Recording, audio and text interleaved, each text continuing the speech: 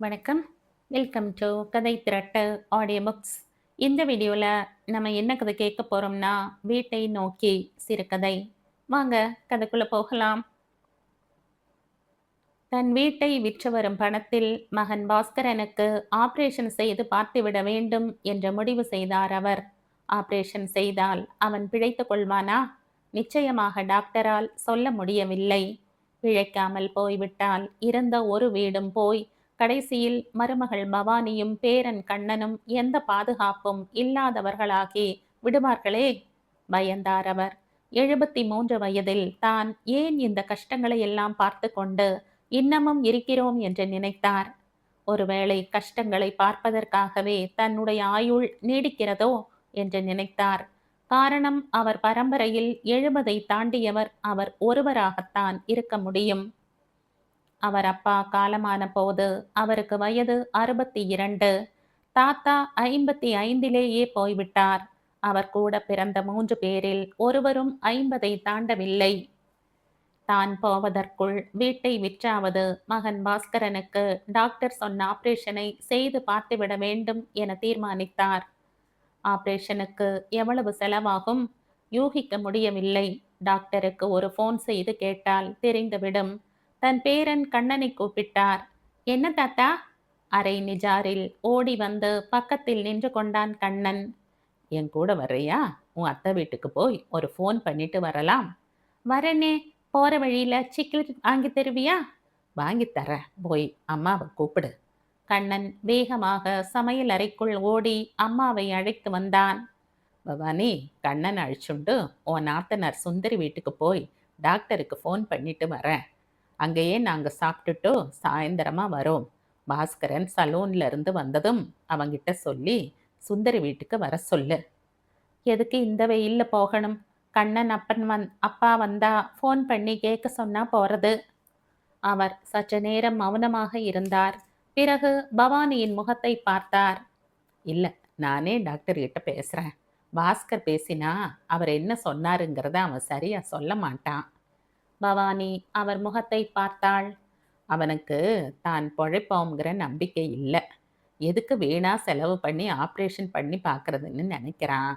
அதனால தான் ஆப்ரேஷனுக்கு எவ்வளவு செலவாகும்னு டாக்டர் கிட்ட கேட்காமையே வந்துட்டான். பவானி முகத்தை தாழ்த்தி கொண்டாள். அவள் கலங்குகிறாள் என்பதை புரிந்து கொண்டார் அவர். கவலைப்படாதம்மா நீ. அவன் தீர்க்காயுசா இருப்பான். ஆப்ரேஷனுக்கு மொத்தமா எவ்வளவு செலவாகும்னு நான் தெரிஞ்சுண்டு வந்துடுறேன். அவர் கண்ணனின் கையை பிடித்து கொண்டு புறப்பட தயாரானார். எதிர்கடையிலேயே ஃபோன் பண்ணாம எதுக்கு சுந்தரி வீட்டுக்கு போய்? அவ முன்ன மாதிரி இப்ப இல்ல. பவானி கேட்டாள். கடையில் ஃபோன் செய்வது தனக்கு எவ்வளவு சிரமமான விஷயம் என்பதை சொன்னார். தெரு இரைச்சலில் காதில் சரியாக விழாது. நின்று கொண்டே பேச வேண்டும். 3 நிமிஷத்திற்கு மேல் பேச முடியாது. பேசி முடித்ததும் எவனாவது துக்கம் விசாரிப்பான். சுந்தரி வீட்டில் இருந்து பேசினா அவளுக்கும் பிரச்சனை என்னன்னு புரியும். அவளும் இந்த வீட்டு பொண்ணு தானே. பவானியின் பதிலுக்கு காத்திராமல் கண்ணனை அழைத்து கொண்டு தெருவில் இறங்கி நடக்க ஆரம்பித்தார். தாத்தா, சிக்லெட். இருடா, தாத்தா ரொம்ப முக்கியமான விஷயம் பேசுறதுக்கு போயின்னு இருக்கேன். என்ன அவ்வளவு முக்கியமான விஷயம்? எல்லாம் உங்க அப்பா உடம்ப பத்தித்தான். சட்டென்று தன் கவலையை வெளிப்படுத்தி கொண்டார். அப்பாவுக்கு என்ன உடம்பு தாத்தா? டாக்டர் கிருஷ்ணமூர்த்தி கிட்ட போகலாமே. அந்த கிருஷ்ணமூர்த்தி தான் இன்னும் பெரிய டாக்டர் கிட்ட உங்க அப்பாவை அனுப்பி வச்சாரு. ஏன் இந்த டாக்டர் கிட்ட மெடிசன் இல்லையா தாத்தா? சிக்லெட் எங்கடா கிடைக்கும்? அவனை ஒரு கடைக்கு அழைத்து கொண்டு போய் அவன் கேட்டதை வாங்கி தந்தார். தெருவில் நடக்கும்போது அவர் கண்ணனின் கையை பிடித்து கொண்டு நடந்தார். அப்பா, ராத்திரியில தூங்கும்போது இடது பக்கமா ஒரு கழிச்சு தூங்க முடியலப்பா. கொஞ்ச நேரத்துல இடது பக்கம் மார்பு மரத்து போயிடுறது. அன்றே பாஸ்கரன் அவரிடம் சொன்னான். அப்போது கண்ணனை விட அவனுக்கு 5 வயது அதிகமாக இருக்கும். டே, சும்மா இருடா. எதையோ கற்பனை பண்ணிட்டு அனாவசியமா நீ பயப்படுற. இடது பக்கம் படுக்க முடியலன்னா என்ன, வலது பக்கமா திரும்பி படுத்துக்கோ. டாக்டரிடம் அவனை அழைத்து போக அவர் பெரியதாக எதையாவது சொல்ல, அன்று உண்மையை சந்திக்க ஏன் பயந்தோம் என்று மனதுக்குள் நினைத்தபடி நடந்தார். இன்று அதே உண்மை மிக பெரிய உருவத்துடன் தன் முன்னே நிற்பதை பார்த்தார். தாத்தா, கால வலிக்கிறது, ரிக்ஷால போலாம் தாத்தா. கண்ணன் சிணுங்கினான். வேண்டாம், நடந்தே போகலாம். தோ நேரா நடந்து வலது பக்கம் திரும்புனா உன் அத்தை வீடு வந்துட்டு போறது. எதுக்கு ரிக்ஷாவெல்லாம்? நாம ஏன் தாத்தா இன்னும் கார் வாங்கல? அத்தைகிட்ட மட்டும் கார் இருக்கே. சுந்தரி அத்தைக்கு நிறைய பணம் வந்தது, அதனால கார் வாங்கிண்டா. ஆனால் சந்தோஷத்தில் கிடைத்த பணம் அல்ல அவை. ஒன்றை இழந்து மற்றொன்றை பெறுவதில் என்ன சந்தோஷம் கிடைக்கப் போகிறது? அன்று சுந்தரியின் கணவன் வழக்கம் போல அலுவலகம் சென்றான். மாலை 7 மணிக்குத்தான் வீடு திரும்பி இருக்க வேண்டும். ஆனால் பகல் சுமார் 2 மணிக்கு வீட்டு வாசலில் வெள்ளை நிறத்தில் ஒரு வேன் வந்து நின்றது. அதில் இருந்த வெள்ளை துணி போர்த்தப்பட்ட அவனை கீழே இறக்கி வீட்டுக்குள் கொண்டு போய் ஹாலில் வைத்துவிட்டு போனார்கள். கூட்டம் கூடியது. தெருவை சேர்ந்தவர்கள், ஆபீஸ்காரர்கள், யூனியன் ஆட்கள். சிலர் அழுதார்கள், பலர் நிறைய பேசினார்கள். இந்த சின்ன வயசுல ஹார்ட் அட்டாக்கா? ஆபீஸ்ல வேலை செய்துகிட்டு இருக்கும் போதே நெஞ்ச பிடிச்சுண்டு எதிரே இருந்த மேஜை மேல அப்படியே சாஞ்சுட்டார். சார், திடீர்னு போயிட்டாலும் அம்மாவுக்கும் பிள்ளைக்கும் பணப்பிரச்சனை எதுவும் இருக்காது. நிறைய சம்பாதிச்சிருக்கார். சுந்தரியால் அழ முடியவில்லை. மனம் எதிரே நடப்பதை நம்ப மறுத்தது. ஆனால் அவள் மகன் விவேக் அழுதான் பயத்துடன். அம்மா, நாம உடனே தாத்தா வீட்டுக்கு போயிடலாமா? இனிமே இந்த வீட்டுல இருக்க வேண்டாமா? ஆனால் எல்லாம் முடிந்த பிறகும் சுந்தரி மகனுடன் அந்த வீட்டிலேயே இருந்தாள். அலுவலகத்தில் இருந்து நிறைய பணம் வந்தது. இன்சூரன்ஸ்காரர்கள் தந்தார்கள். யூனியன் நிதி திரட்டி கொடுத்தது. தோ அத்தை வீடு. பிடித்து கொண்டிருந்த தாத்தாவின் கையை உதறிவிட்டு தெருவில் தலை தெறிக்க ஓடினான் கண்ணன். எவ்வளவு சுலபமாக உதறிவிட்டு இவனால் ஓட முடிகிறது என்று நினைத்து கொண்டே சுந்தரியின் வீட்டை நெருங்கினார். பெரிய வீடு, வாசலில் அம்பாசிடர் கார், வீட்டின் முன்னால் நிறைய செடிகள். கண்ணன் திறந்து விட்டிருந்த கேட்டை மூடிக்கொண்டு உள்ளே போய் சோஃபாவில் உட்கார்ந்து கொண்டான். குடிக்க கொஞ்சம் ஜலம் குடுமா, ஃப்ரிட்ஜ் தண்ணி வேண்டாம், சளி பிடிச்சுக்கும். சுந்தரி தண்ணீர் கொண்டு வந்து அவரிடம் கொடுத்துவிட்டு எதிரில் உட்கார்ந்து கொண்டாள். டாக்டர் கிட்ட ஆப்ரேஷனுக்கு எவ்வளவு செலவாகும்னு கேட்காமையே வந்துட்டான் பாஸ்கரன். சுந்தரி சட்டென்று அவர் முகத்தை பார்த்தாள். டாக்டருக்கு ஃபோன் பண்ணி என்ன செலவாகும், எந்த நர்சிங் ஹோமில் ஆப்ரேஷன் பண்ண போறாருன்னு கேட்கணும். நானும் கண்ணனும் இங்கேயே சாப்பிட்டுட்டு சாயங்காலமாக வரோம்னு பவானி கிட்ட சொல்லிட்டு வந்தேன். பாஸ்கரன் சலூனுக்கு போயிருக்கான் போல இருக்கு. அவன் வந்தா இங்கே வர சொல்லியிருக்கேன். அவனுக்கு ஆப்ரேஷன் பண்ணிக்க பிடிக்கல போல இருக்கு. என்ன செலவானாலும் பண்ணிக்கோன்னு நீ தான் கொஞ்சம் அவன்கிட்ட சொல்லணும். சுந்தரி மௌனமாக உட்கார்ந்திருந்தாள். ஆனால் அவரையே தீர்க்கமாக பார்த்து கொண்டிருந்தாள். அவர் தன் சட்டை பாக்கெட்டுக்குள் கையை விட்டு தேடி நாளாக மடித்திருந்த காகிதத்தை எடுத்தார். இதுதான் டாக்டரோட டெலிஃபோன் நம்பர். நீ டயல் பண்ணி கொடுமா, நான் பேசுகிறேன். அவர் ரொம்ப பெரிய டாக்டர், எக்ஸ்பர்ட். இதில் பயப்படுறதுக்கு ஒன்றும் இல்லை. இந்தா. அவர் கையை நீட்டி காகிதத்தை காண்பித்தார். சுந்தரி அதை வாங்கிக் கொள்ளாமல் அவரையே பார்த்து கொண்டிருந்தாள். கண்ணன் அங்கு ஓடி வந்தான். அவனைத் தொடர்ந்து சுந்தரியின் மகன் விவேக் ஓடி வந்து அவர் எதிரில் நின்றான். தாத்தா, எனக்கு சிக்லெட், கண்ணனுக்கு மட்டும் வாங்கி தந்திருக்கியே. கடையில் வாங்கும்போது இந்த பேரனுக்கும் சேர்த்து வாங்க ஏன் மறந்து போனது என்று நினைத்து கொண்டார். நான் தான் சாயங்காலம் வரைக்கும் இங்கே தானே இருக்க போகிறேன். அப்புறமா உன்னை அழிச்சுண்டு போய் வாங்கித்தரேன். கண்ணனும் விவேக்கும் அந்த இடத்தை விட்டு அகன்றார்கள். இந்த விஷயத்தை எல்லாம் எதுக்கு இங்கே கொண்டு வரேள்? உங்கள் வீட்டிலையே இதையெல்லாம் வச்சுக்க கூடாதா? என்னம்மா சொல்கிற நீ? ஆமாம், எதுக்கு என் வீட்டில் இருந்து டாக்டருக்கு ஃபோன் பண்ணி எவ்வளவு செலவாகும்னு கேட்கணும்? அப்புறம் பாஸ்கரன் இங்கே வர்றது, எல்லாருமா உட்காந்துட்டு ஆப்ரேஷன் செலவுக்கு பணத்துக்கு என்ன பண்ணுறதுன்னு டிஸ்கஸ் பண்ணுறது. பாஸ்கரும் உன் கூட பிறந்தவன், உன்னோட அண்ணா. எதுக்கு இப்போ உன் வீடு என் வீடுன்னு பிரித்து பேசுகிற நீ? அவர் சற்று குரலை உயர்த்தி கேட்டார். ஆமாம், அவளுக்கு வீடுன்னு இருக்கிறச்சே எதுக்கு இன்னொருத்தரோட வீட்டில் வந்து பிரச்சனையை பற்றி டிஸ்கஸ் பண்ணுறது? அவரவர் வீடா? அப்படி என்றால் 4 வருடங்களுக்கு முன் மகன் விவேக்குடன் இரவு 9 மணிக்கு மேல் அங்கு வந்து அழுத போது அது யார் வீடாக இருந்தது?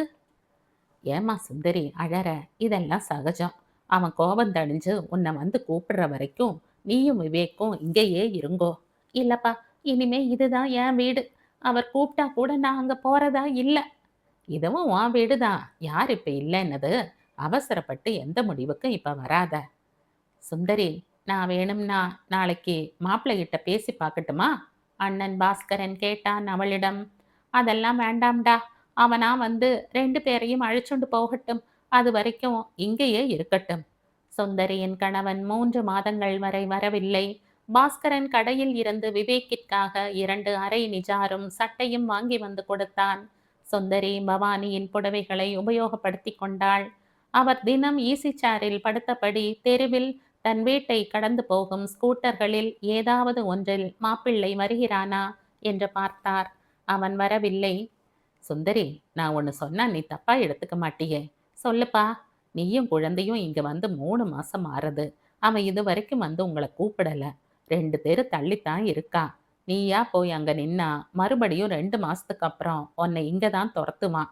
அப்பா, நான் அங்க போறதா இல்ல. இதான் இனிமே என்னோட வீடு. அப்படின்னா ஒன்று பண்ணலாமா? என்னப்பா? மறுபடியும் நீ வேலைக்கு போறது தான் நல்லது. அது என்னைக்குமே உனக்கு பாதுகாப்பை தரும். அவர் சற்று தயக்கத்துடன் கூறினார். அவள் சில வினாடிகள் மௌனமாக இருந்தாள். யார் எனக்கு வேலை தருவா? கல்யாணத்திற்கு முன் சுந்தரி வேலை பார்த்து வந்த கம்பெனிக்கு அவளை அழைத்து போனார் அவர்.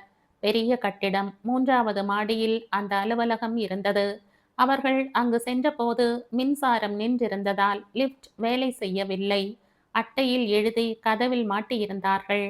2 பேரும் 3 மாடி ஏறினார்கள். அவருக்கு மிகவும் சிரமமாக இருந்தது. அங்கங்கே சற்று நின்று தன் மூச்சை சரி செய்து கொண்டு மேலே ஏறி போனார் அவர். பியூன் காத்திருக்க சொன்னான். ரிசப்ஷனில் அரை மணி நேரம் காத்திருந்தார்கள். உள்ளே இருந்து ஒருவன் வந்து இருவரையும் அழைத்து போனான். உட்காருங்க. எப்படிம்மா சுந்தரி இருக்க? என்ன சார், லிஃப்ட் ஒர்க் பண்ணல, சிரமமா இருந்ததா உங்களுக்கு?